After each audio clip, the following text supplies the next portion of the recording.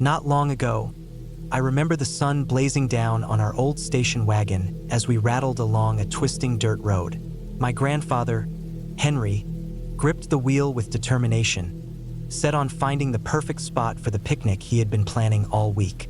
My grandmother, Edith, sat rigid in the passenger seat, pretending to be at ease. In the back, I was wedged between my two aunts, Caroline and Martha, who were bickering about who was taking up too much space. Mom was trying to keep the peace, but her voice barely rose above the steady crunch of gravel under the tires. At last, Henry spotted a clearing and pulled over. I was relieved to escape the cramped car, but my excitement quickly turned into unease. The air felt unnaturally still, as if the woods were holding their breath. Normally, I would have been dashing around, gathering wildflowers or climbing fallen logs, but something in me insisted I stay close to the others. As we unloaded the trunk, Edith spread a blanket on a patch of grass while Mom fussed over a basket of sandwiches. Without offering any explanation, Henry abruptly announced he was going to check something beyond the tree line. The rest of us remained in the clearing, exchanging uncertain glances. My aunts, usually eager to explore, stayed put, preoccupied with the picnic setup as though afraid to stray too far. As I helped arrange the plates, Caroline nudged me and nodded toward a mound of earth just beyond the sunlight's reach. It looked freshly disturbed, its surface uneven, with stones half buried on top, making it resemble a small grave, too large for a rabbit, too deliberate for a fallen tree's root system. My stomach knotted. I glanced at Edith for reassurance, but she avoided my gaze. Instead, she spoke with an unfamiliar sharpness, telling us firmly to leave it alone. The unsteadiness in her voice made it clear she had no comforting explanation. Caroline and Martha tried to brush it off, reminding me we'd come across strange things in the woods before, but their uneasy glances said otherwise. The usual chatter of our outings was gone, replaced by a tense silence, even from Mom, who was rarely this quiet. Edith busied herself laying out napkins, but her hands trembled when she thought no one was watching. Trying to distract ourselves, we continued setting up. For a brief moment, it felt almost normal, like we could still salvage the day. Then Martha stiffened. She pointed upward, toward a thick tree limb. Hanging from it was a length of rope, its end tied into a loop, swaying ever so slightly in the faint breeze that had finally stirred. We all froze. I tried to convince myself it was part of an old hunting setup, maybe a forgotten snare. But deep down, I knew better. This wasn't something people just left behind.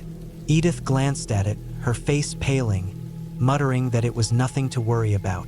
But her tight grip on the picnic basket betrayed her. Nobody moved. The stillness grew suffocating, every distant rustle of leaves sending waves of tension through us. Our picnic, once eagerly anticipated, had become a silent vigil, eyes flicking between the rope and the mound. A creeping certainty settled over me. Something was very wrong, and we were caught in the middle of it. As we debated whether to pack up or wait for Henry, no one wanted to voice the real fear gnawing at us. What if something terrible was happening? Edith kept whispering, "It's just an old rope, that's all." But it sounded like she was trying to convince herself. My aunts clung close to Mom, all of them scanning the woods as if expecting the trees themselves to shift. Every little motion at the edge of the clearing made my skin prickle, as if we were being watched. Then, from deep in the forest, came a low, rhythmic sound. At first, I thought I had imagined it, but then it repeated. 3 heavy beats, then silence. 3 more, silence, over and over. Mom's face went rigid. Nobody spoke. The sound wasn't loud, but it was deliberate. It wasn't some random noise of the forest. It was a pattern. Martha whispered, "Maybe it's just hunters." Caroline immediately shook her head. We all knew this wasn't part of any hunting ritual we had ever heard. The beats kept coming, steady and precise. The tension around us thickened. Then voices joined in. A low, humming chant, layered so strangely that it was impossible to tell how many people were out there. The sound wove into the drumming, merging into something that made my chest tighten, my heart hammer against my ribs. Edith shot me a look, her lips parting as if to say something, then closing again. She knew. We all knew. We were not alone in these woods. Staying wasn't an option, but leaving meant abandoning Henry.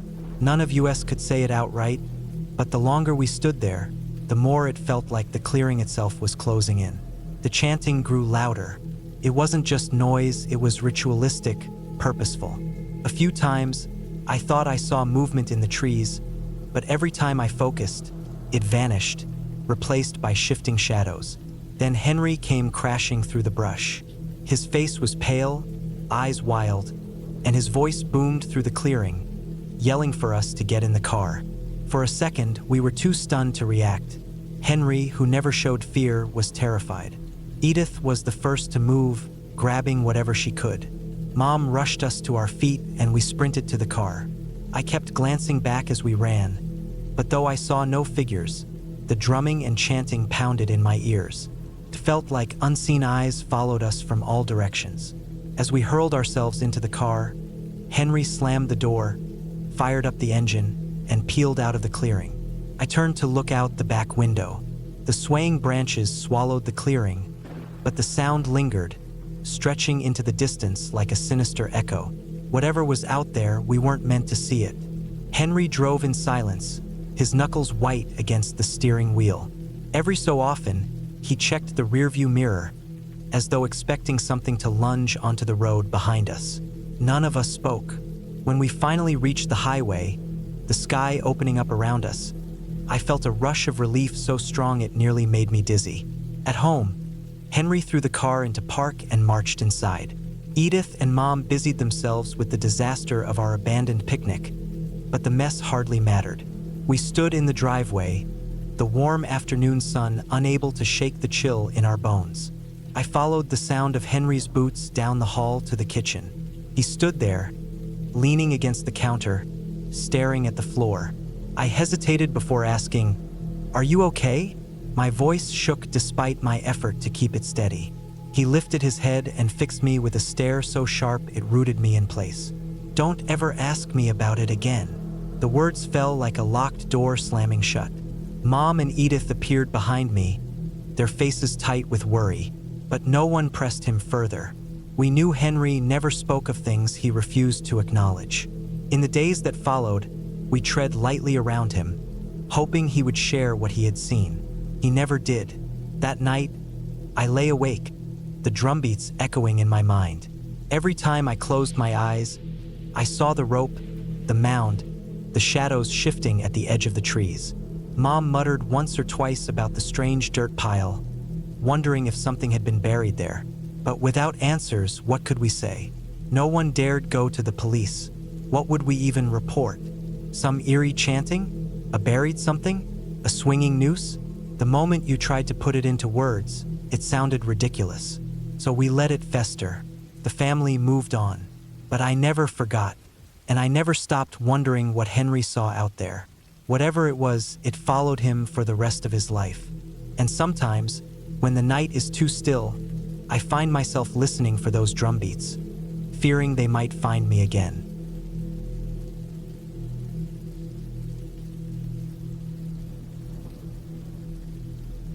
I've been working at this nature reserve in Wisconsin for a while now, and usually, the biggest surprises I deal with are the occasional lost camper or an unexpected thunderstorm. That all changed one night when the storm clouds rolled in like an omen. Rain pounded against the roof of the tiny entrance booth where I was stationed, and the wind shook the windows so violently I thought they might shatter. Every flash of lightning turned the forest into a stark white landscape, and each time, I could swear the trees were shifting, moving in ways they shouldn't. I was set to clock out soon, but my supervisor radioed in to say the roads were flooding, and I needed to pack up before things got worse. I'd worked through bad weather before. I'd practically lived at this park during stormy nights, but something about this time felt off. The dim booth light let me see the sheets of rain hammering the dirt road. Beyond that, shadows blended together like ink seeping through paper. After locking up the cash box, I stuffed my gear into my pack. The moment I stepped outside, the rain slammed into me, almost forcing me back inside. Water pooled around my boots, and visibility was reduced to a few feet. My flashlight's beam jittered against the raindrops, making it difficult to tell what was just a swaying branch and what might be something else. Another crack of thunder shook the air, making me nearly drop my keys. The rumble vibrated in my chest as I fumbled to lock the booth door. That's when I noticed movement. At first, I assumed it was just the wind, but this wasn't normal. A silhouette, tall and awkward, stood deeper in the darkness. The way it moved reminded me of an animal attempting to walk upright, like it wasn't meant to be on two legs. Rain soaked my jacket, but I couldn't look away. That thing was watching me. I told myself it had to be a deer or some other harmless animal, but my gut screamed otherwise. Snapping out of my daze, I bolted toward my car, water splashing up my legs with every frantic step. My hands shook so badly that I almost couldn't get the key in the lock. By the time I tumbled inside, my soaked clothes clung to my skin, and my heartbeat pounded like a drum against my ribs. Turning the key in the ignition, I heard the dreaded click of a dead battery. I muttered a few curses under my breath, praying it was just a fluke. On the second try, the engine sputtered to life. Lightning flared again, and for the briefest moment, I saw it closer now. Its limbs were too long, bent at unnatural angles. I jammed the car into drive and sped off faster than I ever had on park grounds. The radio, which should have been buzzing with my supervisor's voice, was nothing but static. These things were built tough. They'd worked through hail and snow without issue. But now, just dead air. Rain slammed against my windshield, making it nearly impossible to see, even with the wipers going full blast.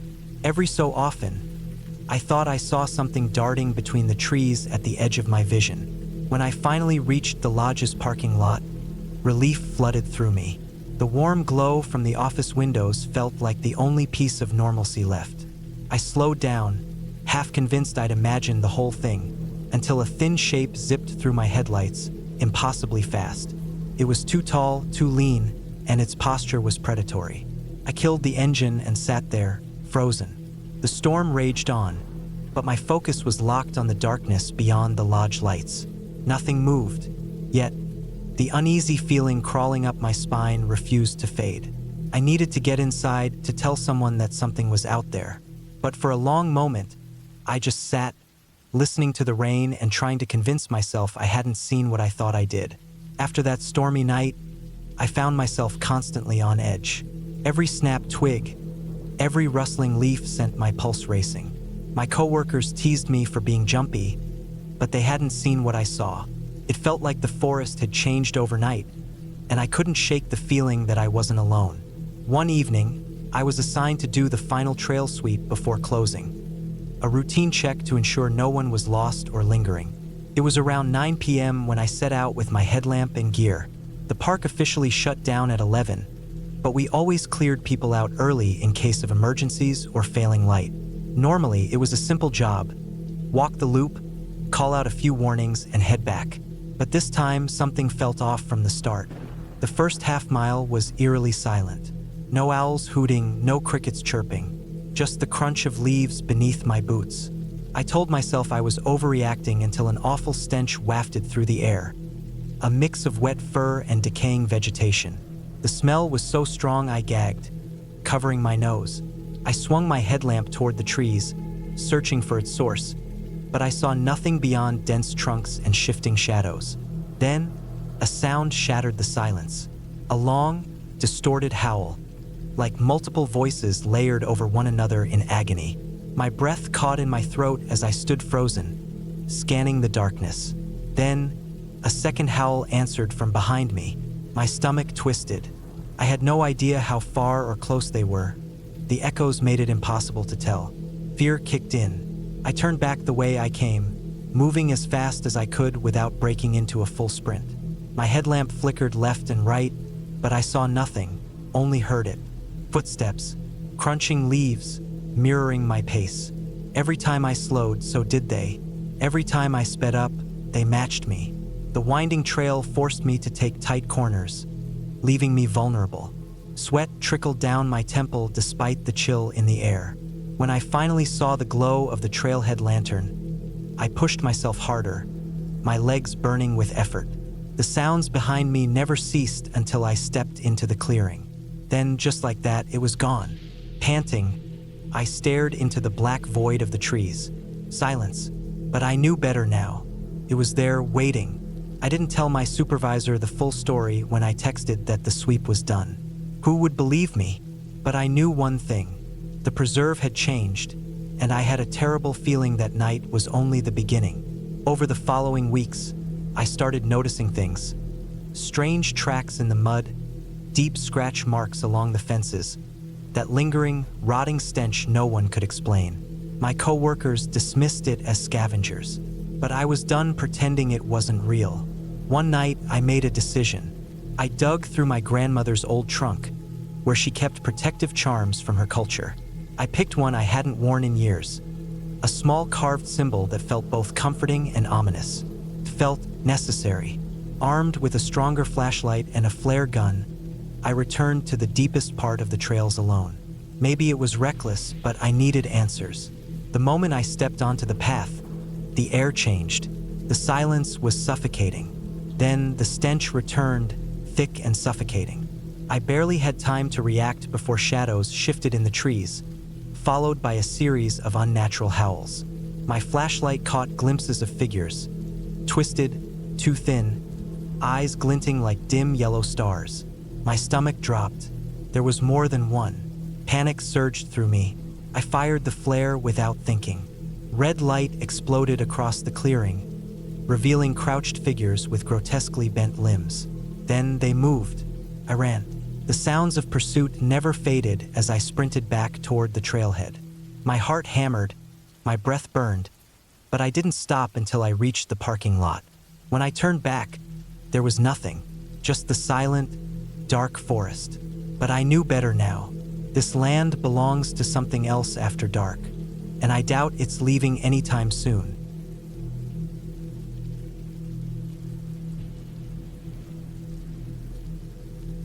We set out just before dawn, our backpacks overloaded, shoulders already sore from the weight. As we stepped onto the trail at Maple Ridge, a mix of excitement and unease settled in my gut. The path clung to the side of a steep hill, the damp ground cool beneath my boots. Leo led the way, whistling off-key, while Marcus brought up the rear, constantly adjusting the straps on his pack. I stayed in the middle, unusually alert. Overhead, the trees formed a thick canopy, allowing only traces of morning light to filter through. Each breath carried the scent of damp leaves and mist. I kept scanning the woods, looking for any sign of movement or other hikers, but the place felt empty. Not silent, though. Somewhere in the distance, water trickled, and every now and then, a branch snapped, echoing eerily across the valley. We made solid progress early on, weaving through dense undergrowth and navigating narrow switchbacks. At one point, I slipped on loose gravel, and Leo had to grab my arm to keep me from tumbling down the slope. He laughed, teasing me about my clumsiness. I forced a weak grin but couldn't shake the feeling that we weren't as alone as we thought. By midday, the sun broke through in patches, lighting up sections of the trail. We stopped at a rocky overlook to catch our breath, staring down at a valley filled with towering pines. From up there, everything looked peaceful. Marcus mentioned stopping for lunch, but Leo insisted we push on for another hour, wanting to reach Birch Lake, our campsite for the night, before taking a long rest. The last stretch to the lake was brutal. My shoulders ached, sweat clung to my skin, and the forest closed in around us, making the air feel thick.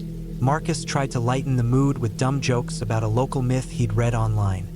Something about old hermits living in the hills. Leo rolled his eyes, but I found myself glancing over my shoulder more often than before. When we finally reached Birch Lake, it was breathtaking. The water was perfectly still, reflecting the sky like polished glass. Jagged rocks framed the shoreline, standing like silent sentinels. We dumped our packs onto the nearest boulders, relief washing over us. Leo started setting up the tents while Marcus gathered fallen branches for the fire. I stood at the lake's edge, watching how unnaturally still it was. As night fell, we built a small fire. The flickering flames felt like the only real barrier between us and the darkness. We passed around a canteen, savoring the cool water, and let ourselves relax for the first time all day. Beyond the fire's glow, the woods melted into blackness, and the occasional rustle of leaves made me tense. Marcus and Leo laughed when I jumped at a snapping twig, but deep down, I knew I wasn't just being paranoid. To keep my hands busy, I busied myself with the gear. Eventually, we all sat around the fire, reminiscing about past trips, bragging about who carried the heaviest pack, and guessing how rough the next day's climb would be. The warmth, the fire's rhythm, and Leo's easy banter almost made me feel at ease. Almost. That first night in the wilderness, our guard was down, exhaustion lulling us into false security. But something was wrong. I couldn't put my finger on it. Maybe it was how the wind stopped suddenly, leaving the night thick and motionless. Maybe it was how the trees cast impenetrable shadows, blocking out the moonlight. Either way, a creeping unease settled over me as we crawled into our tents. What had started as an exciting 5-day trek now felt like an ominous test, one that I wasn't sure we were ready for. I woke up to the sound of Leo unzipping his tent, groaning about his stiff legs. My own shoulders felt bruised, and Marcus looked like he hadn't slept at all. None of us admitted it, but the eerie silence had set us on edge. We ate a quick breakfast, oatmeal that tasted like dust, then packed up, eager to keep moving. The trail grew narrower, the trees pressing in on both sides. Every so often, the wind stirred the branches, creating a hushed whisper that vanished too quickly. We trudged through the morning in near silence, stepping over twisted roots and skirting muddy patches. Around midday, we reached a small wooden sign pointing toward Misty Fork. Leo had read about it, supposedly a great spot for refilling canteens. But nothing prepared us for how thickly overgrown it was. Moss smothered every rock and tree, muffling sound, making everything feel damp and heavy. As we filtered water, I noticed footprints on the soft riverbank. White, deep, fresh. Marcus shrugged it off, saying they probably belonged to another hiker. Leo and I weren't convinced. We pressed on, pushing past tangled underbrush until we emerged into a sunlit clearing by Echo Lake. It felt like an oasis after hours of gloom. The lake shimmered, surrounded by jagged rocks and tall grass. We set up camp quickly, desperate for a more restful night. As the sun dipped, the temperature dropped, and we huddled around a small fire, cooking freeze-dried meals and fantasizing about greasy burgers. Leo swore he saw something move across the water. Marcus aimed his flashlight but found nothing except our warped reflections. We were all on edge, jumping at every sound. Then Leo pulled out a plastic pouch. "I brought these for fun," he said, grinning. "Mushrooms." I hesitated, but they both convinced me a small dose wouldn't hurt. First, nothing happened. Then the forest seemed to shift. Colors brightened, shadows stretched. Curiosity bubbled up in my chest. I wandered a short distance, marveling at how alive everything felt, until something darted behind a tree. I froze, called out, but Marcus and Leo were still by the fire, laughing. My skin prickled. Whatever I'd seen wasn't one of them. That night, none of us slept. The forest wasn't silent. It was filled with rustling, with crunching leaves, with something circling us. At dawn, exhausted and shaken, we packed up fast, wordlessly agreeing to leave Echo Lake behind. The climb to Ridge Pass was grueling. Our nerves were shot, our muscles aching. And then, as we settled at our final campsite, we heard it, footsteps approaching through the dry underbrush. A man limped into view, short, stocky, his heavy coat tattered, his face sunken in one side as if part of his jaw were missing. He asked to share our fire. We hesitated, but fear made us scoot over. Up close, he smelled like sweat and damp earth, like he'd been out here for weeks. He asked if we were armed. Leo nodded. Something small.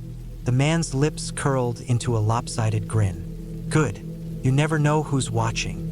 Then he told a story about 3 hikers who made noise at night, who were watched. He described our exact journey. My stomach twisted. How did he know? My mind raced as he went on, mentioning old families in these woods, ones who didn't take kindly to trespassers. He spoke of a man who visited hikers on their last night. It was him. We barely waited. The moment he stood and limped away, disappearing into the shadows, we packed in frenzied silence, shoving our gear into our bags. Marcus clutched his knife, and Leo kept his flashlight sweeping the trees. As we fled, I swore I heard footsteps trailing us. We didn't stop until exhaustion forced us to. Even then, none of us slept. And I knew no matter how far we got, a part of me would never leave those woods.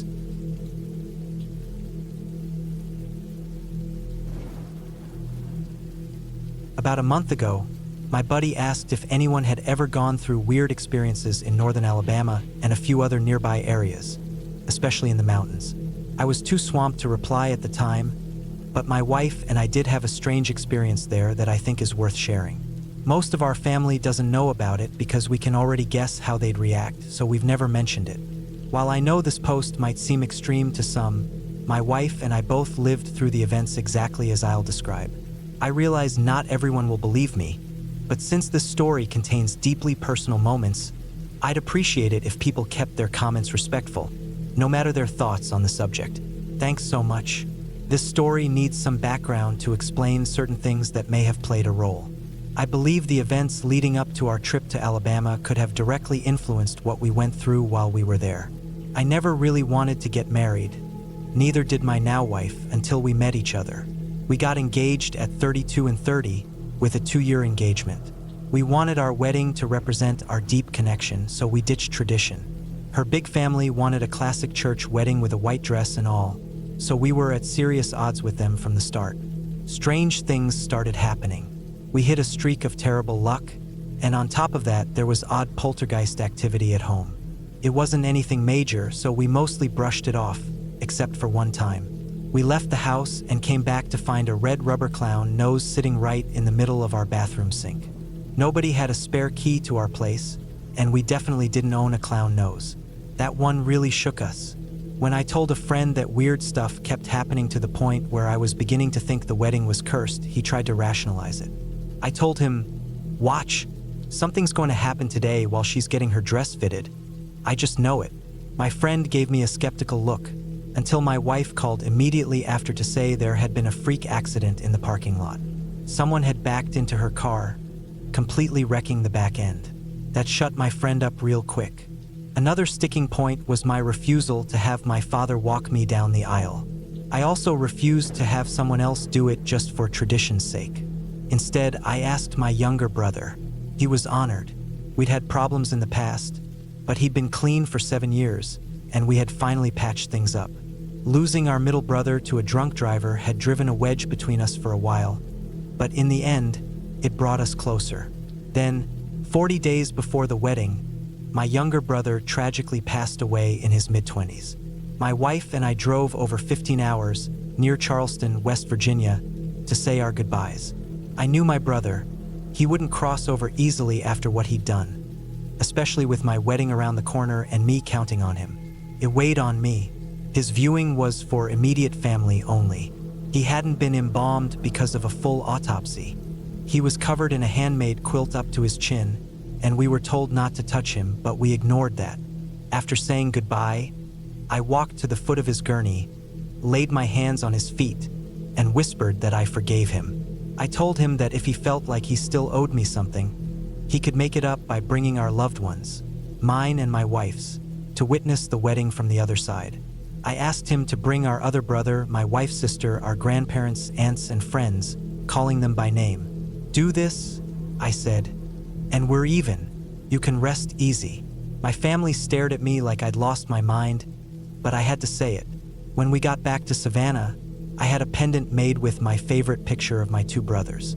I wrapped it around my bouquet. To the guests, I walked the aisle alone, but I knew my brothers were there beside me in spirit. They wouldn't miss their sister's wedding, especially not with Hector pulling them across the veil, fulfilling what he must have seen as his final responsibility to me. For our honeymoon, my new wife and I rented a cabin in the hills outside Asheville. I won't say which one, but I will mention it was rocky and had a rustic theme. I had brought a handful of fresh jasmine blossoms with me, a small offering to the mountain for hosting us during such a special time. No rituals, nothing like that. I just arranged them on a wooden box with a decorative bird's nest sitting on the cabin's porch railing. I sent out feelings of gratitude and happiness. That evening, after grabbing dinner and some groceries, we returned to find the wooden box shattered all over the porch. It had to have hit the ground hard to break so completely. We figured maybe a raccoon or bear had gotten to it. But then I noticed the flowers were gone. The leaves scattered around the porch were undisturbed, but the flowers had disappeared. Jasmine flowers aren't that light, they're heavier than leaves, so it was weird that they were gone while the leaves stayed.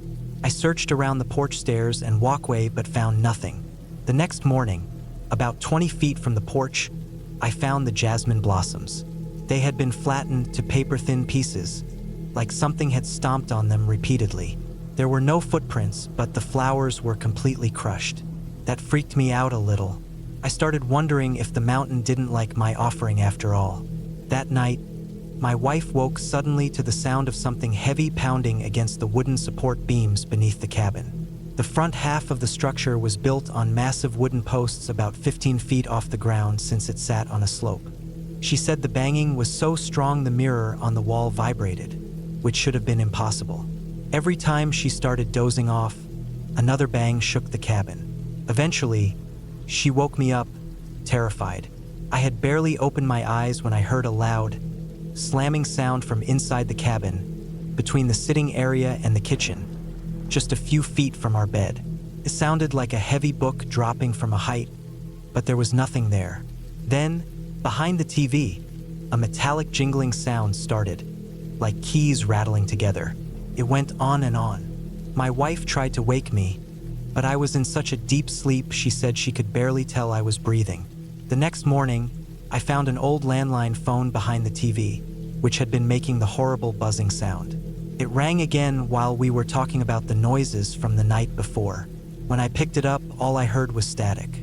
It sounded like someone was trying to speak, but it was garbled. I hung up. My wife immediately unplugged it. I could go on, but each night got worse. Banging on the cabin supports, shadows at the bathroom window, my wife waking to eerie laughter and seeing a ghostly woman in white standing at the end of our bed, reaching for her. A missing trinket, the overwhelming feeling of being watched. On our last morning, I woke to the sound of hooves, something heavy stomping across the cabin roof. When I tried to get out of bed, the door handle shook violently, but no one was there. This was one of the strangest, most terrifying experiences of our lives. We don't know what was out there, but we were glad to leave.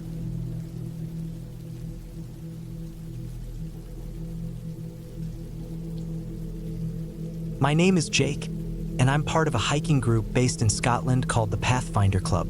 We're all about enjoying the great outdoors while also working to protect the natural spaces that people love to visit. I get it, it might sound dull, and I'll admit most of our members are either retired nature lovers or wannabe survival experts. But weekend hikes aren't the main reason I joined the Pathfinders. If you dig into the group's history, you'll find that they used to be pretty hardcore. To put it briefly, the whole hiking access movement started in the late 1800s. Back then, wealthy landowners were buying up huge areas of the countryside and making them completely off-limits. Naturally, this sparked outrage, leading to mass trespassing protests. There were confrontations, arrests, people even got injured. It became a huge deal, and eventually, these protests helped bring about laws that protected public access to the land. So when you go hiking, you're not just taking a leisurely walk, you're exercising a right that people fought for. And to me, that's something worth remembering. Sorry for the little history lesson, but I always use it to get people interested in the club. After all, we do try to get more folks involved. But there are things I don't usually tell them, things that might make them think twice about venturing into nature. Because when you spend enough time in the wilderness, you'll come across things you can't explain. And some of those things are downright terrifying. Since I've already given you the background, I might as well share something unsettling I discovered while hiking near the town of Brecon in Wales. I was making my way through a particularly dense patch of woods near the Black Mountains when I stumbled upon what seemed like an ordinary little clearing. I wasn't planning on stepping into it, it was drizzling, and the trees were providing good cover. I only noticed it because I saw something strange. A ball of grass hanging in midair.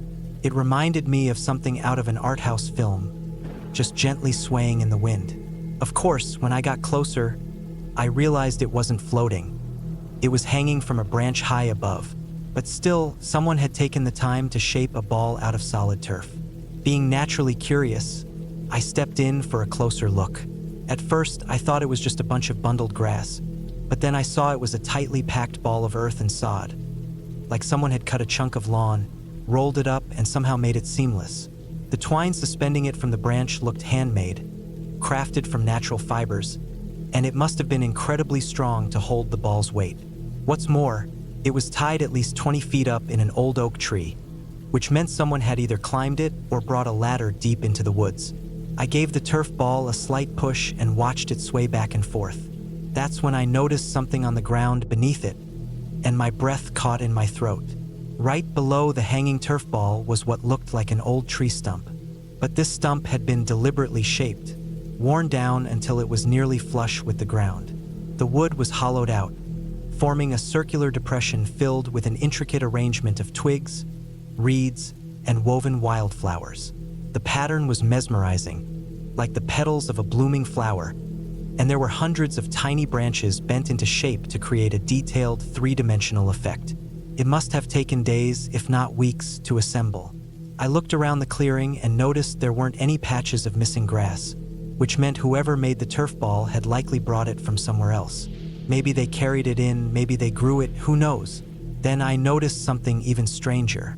Not all of the pieces in the arrangement were twigs. I picked one up, thinking it was just a small branch, only to realize it was an old, weathered bone. At first, I assumed it belonged to an animal, but then a thought crept into my mind. It could just as easily be from a human finger or toe. The moment that idea took hold, I dropped the bone like it had burned me. But for some reason, I felt an overpowering need to put it back exactly where I'd found it. Like disturbing the pattern might bring some kind of consequence. My next thought was to take a picture. People needed to see this. But as I reached for my phone, I heard movement behind me. I froze. For a moment, I hoped it was the person who had created this eerie display. But when I turned around, there was no one there. Wales has plenty of wildlife. Deer, badgers, foxes. But whatever I'd heard wasn't scampering away like an animal would. Instead, the forest had gone completely silent. Then I felt it, the unmistakable sensation of being watched. I called out, hoping that if someone was nearby, they'd respond. But there was nothing, just the heavy quiet of the woods. I wanted to snap a quick picture, but something inside me warned against turning my back to the trees. The thought crossed my mind. If whoever made this was willing to collect bones for it, what else might they be capable of? Maybe my imagination was getting the better of me, but I suddenly felt an overwhelming urge to leave. I backed away slowly, then turned and power walked out of the clearing, constantly checking over my shoulder. What was I even running from? As I put more distance between myself and that place, the eerie haze that had clouded my thoughts started to lift. I tried telling myself it was nothing, just an odd piece of nature-inspired art made by some eccentric local.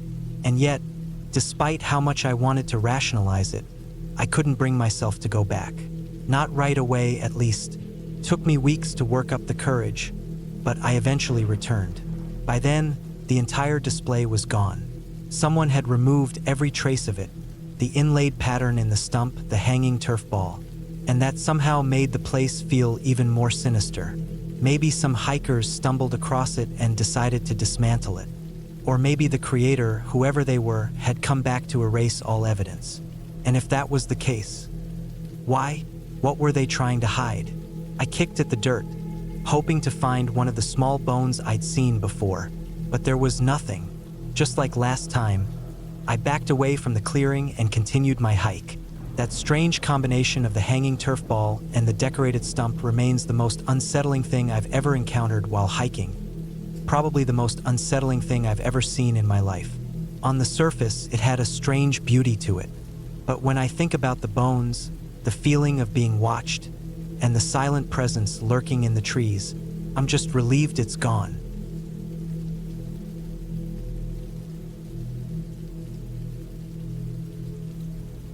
I'm a water specialist, which pretty much means I spent most of my 20s studying rivers, lakes, and rainfall without losing my mind from sheer monotony.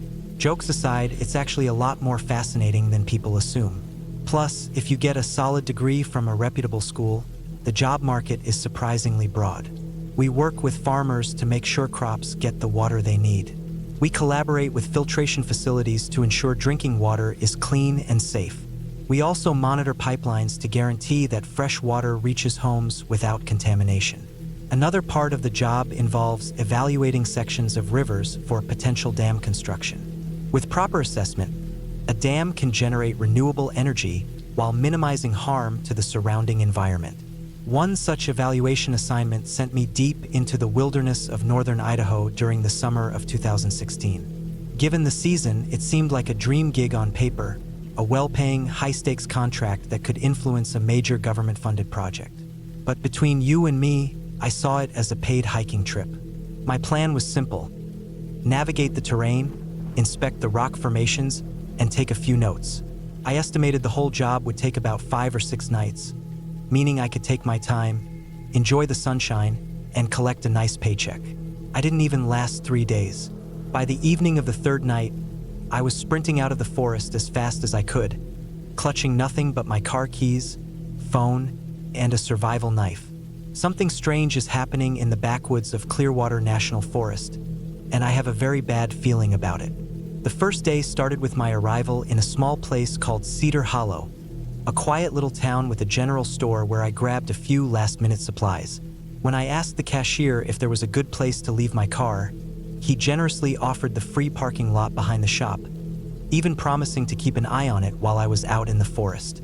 The towering evergreens? I was prepared for those. The relentless hills? Not so much. I'd like to think of myself as a fairly fit guy, but those inclines drained every bit of strength from me. Even zigzagging my path to lessen the steepness, hauling my gear up to my first campsite was pure agony. That first night, I collapsed into my sleeping bag, completely drained. The next morning was more of the same. Aching legs, a back drenched in sweat, but I kept a positive mindset. I told myself it was a fantastic workout, though I don't think I'd ever been that physically exhausted before. The worst part? The smell. I reeked, and the idea of hiking all the way to the river for a wash, only to sweat again on the way back, felt like some cruel joke. I made do with wet wipes that night, promising myself an actual rinse on the 3rd day when I refilled my water supply. That 3rd morning, I woke up with a pounding headache. I swallowed some painkillers, laced up my boots, and wandered into the trees to relieve myself, only to notice that my urine was the color of dark whiskey. I had miscalculated my water rations and was dangerously dehydrated. Without hesitation, I started my descent to the river, determined to drink as much as I could and finally clean up. When I got there, I guzzled water, then stripped down to my boxers and waded into the shallow current. After washing up, I started heading back to shore, when I noticed something shifting near my clothes. If it wasn't a sudden gust of wind, then something or someone had just moved in the tree line. I froze, but when nothing emerged, I convinced myself it was just a curious deer. Shrugging off the unease, I grabbed my stuff, dried off quickly, and hiked back to camp. Later that afternoon, as I explored the area, a horrendous stench hit me. At first, I thought it was me.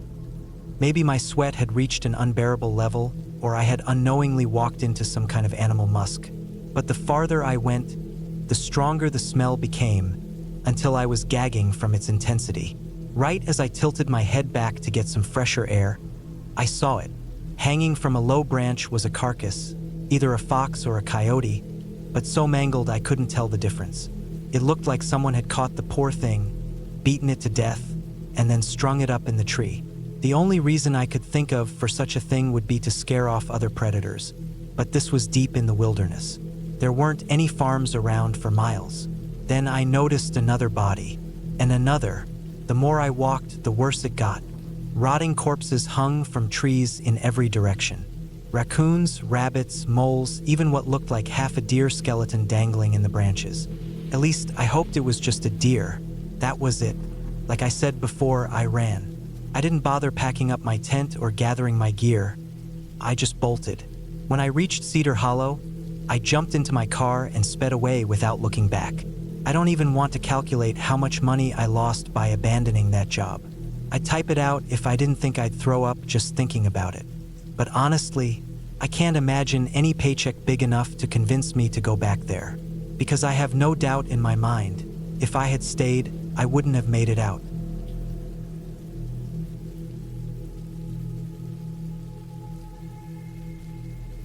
I studied life sciences in university, and one semester, we had a special guest come in to give a lecture. We recognized her name right away. She was well known in the field of orangutan conservation. After her talk, we found out that she was looking for 2 students to assist with a year-long research project after graduation. The study was based in Sumatra. I had always wanted to see more of the world, but had no idea how I'd ever afford it. So having everything covered by the research grant felt like a once-in-a-lifetime opportunity. As someone who grew up in a quiet neighborhood in Ohio, Sumatra felt like the most far-off, adventurous place I could imagine. Deep in Southeast Asia, just west of Malaysia. The whole thing was a dream come true. But let me be clear, it was grueling. Our days started at around 4 a.m., working 6 days in a row with 3 days off. We'd spend 14 to 15 hours trekking through the hot, dense rainforest, tracking wild orangutans, taking notes, and recording data every 2 minutes. These were untamed, completely wild orangutans, and we made sure to keep our distance. We never attempted to touch them. The goal was to observe without influencing their natural behavior. That being said, during my time there, one of the dominant males in the area charged at me 3 different times, each experience more terrifying than the last. That's a story for another time, but while he never actually made contact, he scared me badly enough to send me running every time. It was exhausting physically and mentally. The sheer number of mosquitoes made it almost unbearable. On top of that, we had absolutely no way to communicate with the outside world, except on our rare days off when we'd hike nearly an hour to a specific tree deep in the jungle. Even then, the reception was too weak for phone calls. If we were lucky, we'd get a single bar of service, just enough to send out a few WhatsApp messages to loved ones. We'd type them up in advance, and once that tiny bit of signal came through, they'd send one by one. Then it was back to airplane mode to save battery, and the next person got their turn. One morning, while I was on shift, we went through our usual routine before heading into the jungle at dawn. I was beyond exhausted, barely keeping my eyes open, when, suddenly, I was jolted into full alertness. Just a few meters ahead, crouched low among the undergrowth, was a clouded leopard. It was completely motionless, staring at us with huge golden eyes. The other American researcher with me froze in place. Encounters with these leopards are incredibly rare, not just because they are endangered, but because they are extremely elusive and avoid human areas. I assumed it would bolt in the opposite direction once it realized we had spotted it. I even had this brief moment of thinking, take this in, it won't last long. But instead of running, the leopard slowly lifted itself onto its haunches and crept a few steps closer. That's when fear kicked in. Thankfully, one of the local guides we worked with pulled out a slingshot and fired a small rock at it. It only took a single hit landing nearby for the leopard to turn and vanish into the jungle. We stood there for a good 5 minutes trying to calm down. Our guide explained that it was likely a young leopard, probably curious about us. It might have been watching us during the night and then happened to cross paths with us in the morning, getting startled into a fight or flight response. If our guide hadn't been there, things could have gone very badly. Honestly, I think one of us might owe him our life. Once we felt ready, we continued on our route. Like I said, it was still early, and with the thick jungle canopy overhead, there were plenty of dark patches in the foliage. As you can imagine, I wasn't feeling too great about that. I took out my flashlight and started scanning the darker areas. First spot, nothing. Second spot, nothing. Third spot, boom. A pair of glowing eyes stared right back at me. My flashlight wasn't strong enough to fully illuminate the figure, but there was no doubt. It was the leopard, watching us from the shadows. And this is why our research shifts were so long and intense. The rainforest is full of dangers, and large predators are just one part of it. There was no way we could continue knowing a leopard was stalking us. Technically, since these animals are ambush hunters, keeping an eye on it should have meant we were safe. But try watching something that has spent millions of years evolving to disappear into its surroundings. All it would take was one mistake, one moment of looking away, and one of us could have lost our life. No scientific discovery is worth that risk. So yeah, getting hunted by a clouded leopard? Easily the most terrifying moment of my time in Sumatra.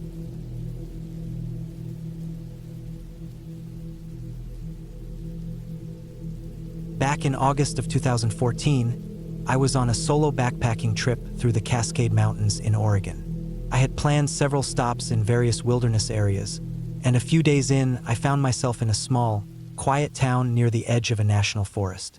While driving down some back roads, I stumbled upon a remote dead-end spot right by a pristine river. It was breathtaking. There was this old wooden bridge stretching across the water, and it looked straight out of a fantasy novel. Since it was the middle of summer, the heat was almost unbearable, and after nearly a week without a proper shower, I wasn't exactly feeling fresh. The river water looked crystal clear and ice cold, and the temptation was too much to resist. I parked my car at the very end of the road, turned it around in case I needed to leave quickly, and made my way down toward the riverbank, towel in hand. I hadn't packed any swimwear, but I figured a quick rinse in my underwear wouldn't hurt. It seemed perfectly fine. After all, I was deep in the wilderness, completely alone. Or so I thought. People always talk about that eerie sensation of being watched. It sounds like something out of a cliché horror story, right? I'm not the paranoid type, and I'm actually pretty comfortable with solitude, which is part of why I was backpacking alone in the first place. But as I waded into the water, an uneasy feeling crept over me. Something in my gut told me this wasn't safe. First, I brushed it off. There weren't any dangerous predators in the area that I needed to worry about, so I kept washing. But the feeling only grew stronger. It wasn't just discomfort. It was like my instincts were screaming at me to leave. I tried to shake it off, but the longer I stayed, the more I felt like I was way too exposed. So after a quick rinse, I climbed out of the river and started heading toward the small pile where I had left my clothes and towel. As I was pulling my towel around me, my back turned to the opposite side of the river. I suddenly caught sight of movement from the corner of my eye. My first thought was that it was a bear, which was concerning enough. But as soon as I looked closer, I realized a bear would have been the least of my problems. Standing on the far bank, slightly uphill from where I was a man. His clothing looked like it had been stitched together from animal hides, worn and handmade. His hair was long, wild, and tangled, some of it twisted into matted strands with small twigs woven in. He looked like someone who had been living out here for a long time. For a few seconds, we just stared at each other, both caught off guard. But then, without a word, he started moving. Not away, not hesitantly. He was making a direct path toward the bridge, toward me. My stomach dropped. At first, I hoped he was just going to yell something obnoxious at me, maybe tell me to get dressed. But the way he was closing the distance so fast, without saying a word, sent me into full panic mode. There was no hesitation in his movements. He was coming straight for me. I grabbed my keys, shoes, and clothes, but my clothes got caught in some thick brambles. I had no time to struggle with them. I made the split-second decision to abandon them and just run. By the time I made it out of the thorns, I saw that he was nearly across the bridge. I sprinted to my car, flung open the door, and slammed it shut just as he reached me. I locked the doors as he pounded on the hood, screaming something incoherent, his voice raw and guttural. As soon as he moved toward my driver's side door, I floored it. Gravel sprayed behind me as I tore down the dirt road, my heart hammering. In the rearview mirror, I saw him sprinting after me. He chased my car for at least a mile before he finally disappeared from sight. I was shaking so hard I could barely keep my hands on the wheel. My skin was scratched and bleeding from running nearly naked through thorn bushes. I was soaking wet, freezing, and gasping for breath. If I had hesitated for even a few more seconds, I don't think I would have made it out.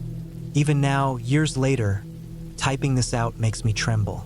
That feeling, being hunted, that's the only way I can describe it. I'll never go back to that area, ever.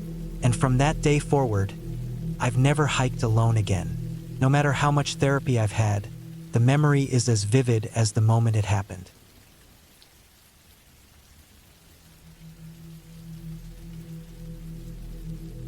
Back when I was in college, I used to spend my summers working at a camp for young scouts. This particular event happened during the summer right after I graduated, making it the last time I ever worked there. Every week, my job was to take a large group of campers out to a spot in the forest for a survival skills program. It was supposed to be a remote area, but honestly, it wasn't that far from the main camp. The program involved teaching the kids how to build makeshift shelters out of branches and leaves, sleep in them overnight, start campfires, and cook simple meals over an open flame. Basic survival techniques. Like I said, we weren't exactly deep in the wilderness, more like half a mile from camp. We would deliberately take a winding route, though, to make it seem more isolated. On one particular night, after all the campers had finished setting up their shelters and we had eaten dinner, we sat around the campfire singing songs and sharing scary stories. It was getting late, well, late for scouts, which meant about 10 p.m., so I told the kids to head to their shelters for the night. I then started putting out the fire as part of our usual safety routine. That's when we heard it.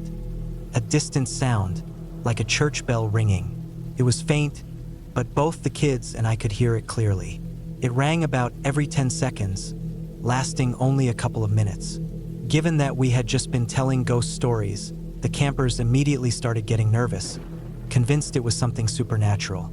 I reassured them, saying it was probably just a late-night church service in a nearby town. But truthfully, the only thing keeping me from feeling uneasy myself was my responsibility to keep the kids calm. The problem was, to my knowledge, there wasn't a town or church anywhere within 20 miles of us. I later checked a map just to be sure, and my suspicions were confirmed. No churches nearby. When I asked one of the older camp staff if there was any reason I might hear church bells that night, he gave me a strange look before saying he had heard them before too, but it was nothing to worry about. I wasn't truly concerned until he said that. Up until then, I was more confused than scared.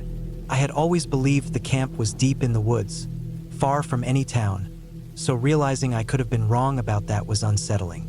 But what really threw me was when the head counselor, Mark, abruptly canceled all remaining survival trips the very next day.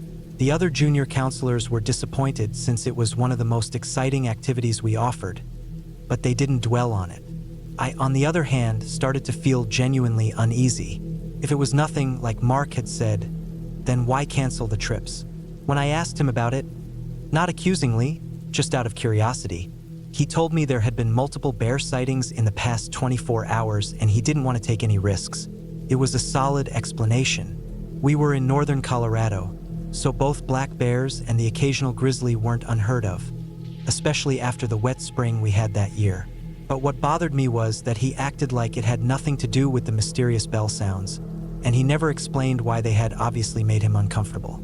Something about that sat wrong with me. During my entire time at the camp, we never had any incidents of missing kids or strange figures in the woods. But no one actually saw any bears either.